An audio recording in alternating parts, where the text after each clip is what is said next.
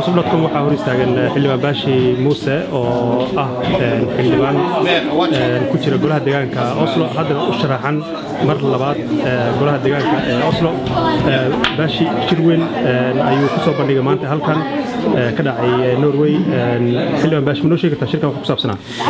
bismillaahir rahmaanir rahiim waxaan salaamayaa shacabka Soomaaliyeed ee daawanaya shabakada war cusub maanta waxaan soo shaaciyay xafladii musharaxnimadayda ayaan maanta halkan ku soo gudbiyay oo aanu qabtay dadka degan shacabka Soomaaliyeed ee degan magaalada Oslo iyo agagaarkeeda halkaas oo aan markaa uga waramay wax qabadkaygii aan soo qabtay 4 sano ee soo dhaaftay imika ama sanadkan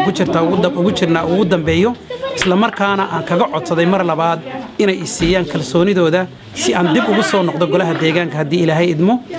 codbixinta oo bilaabmi doonta kowda bisha July waa codbixinta horumarinta ah oo bilaabmi doonta kowda bisha July ee samarka ilaa iyo socon doonta 13 bisha September isla markaa maalinta codbixintuna ay tahay 14 September waxay dooran karaan qof kasta oo Soomaaliya oo degan magaalada Oslo deganaana wadanka maaragtay muddo ilaa 3 sanadood ah iyo wixii ka badan marka runtii waxaan uga qabadkayga baan uga waramay waxa ka soo qayb galay taageerayaashaydii hore dad cusub waxa la igu weydiiyay su'aalo badan oo ku saabsan wax qabadkayga iyo su'aalo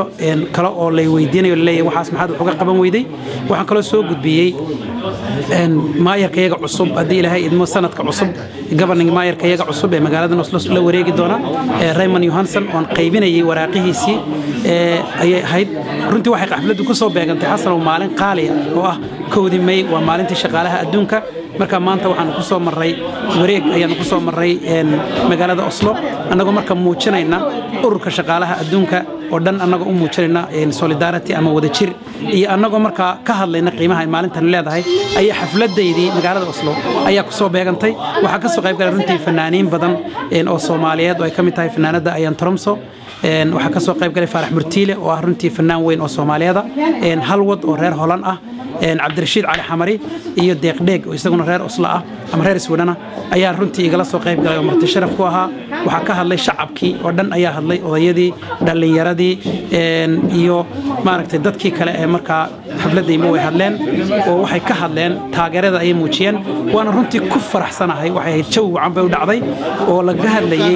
wanaagga iyo isku duubnida shacabka Soomaaliyeed degan Norway waxaan isku raaceen inay codka ay siiyaan waa aad iyo aad nabaasay waxaan qof kasta oo Soomaaliyeed degan magaalada Oslo agagaarkeeda jooga codsanaya in ay codkooda hadii Ilaahay idmo isiin doonaan waana ku kalsoonahay waxaan u rajaynayaa guul dhammaan shacabka Soomaaliyeed hadii Ilaahay idmo meel kasta joogan waxyaalahan diiradda saaray xasan waxa kamid ah qaadista carruurta oo aan soo saaray barnaamij cusub oo aan ku taageeray hooyooyinka iyo waabayaasha Soomaaliyeed waxbarasho ah lagu soo qaadayo maskaxda iyo garaadka kobcinta ababinta carruurta oo ilaa imka in ka badan 100 aan siiyay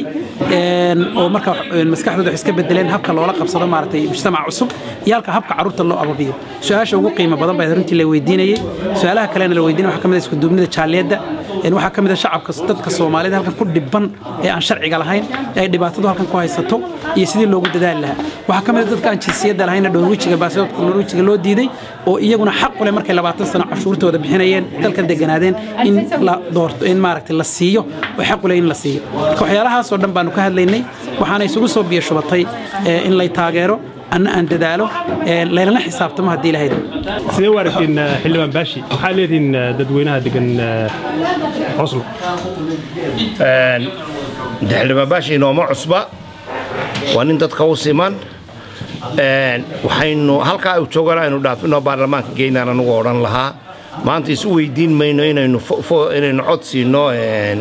حلوان باشي إنه كفكرنا سينه هالك أوتشوغرا دافن لهم برانوله. anigu waxaan leeyahay dadkeenu halkan way ku cusub yihiin dadka hore loo qabsadeen waxaan jecel lahay inaynu soo saarno bal hadhowto wixii ka dambaysa dad badan ha soo sharaxaan horta doorkan sida loo soo saaro dadka ama aynu soo bixinaa aynu soo muujin karno horta isaga aynu ku talagaleyno mar labaad aynu soo wada tagno beritoolana dad kale oo far badan baa soo bixi doona laakiin maanta aynu isugu tagno macnaha isugu tagno waxa ku xoogeena isugu haddaynu kala filqanno waxba noqon mayno waxaan leeyahay bulshooyinka Soomaaliyeed كل ذلك النووي حلمان باشا موسى إن الله برنا أيام كما هل السوشيء أيامها وأن الآدي وحقبت اللوجي هاي وأن الآدي أمهيمة إلا ضرته وأيوحن هو باش الصومالي كستا باشوي يعني أنت التلفون الدروي لحظة يعاون إنه عاونا يا قفك عاونا ولا عاوية راح نلاقي بشوية الصوماليات شنت الصوماليات دول شقيا باشي هلا ضرته حلنا عاون السلام عليكم.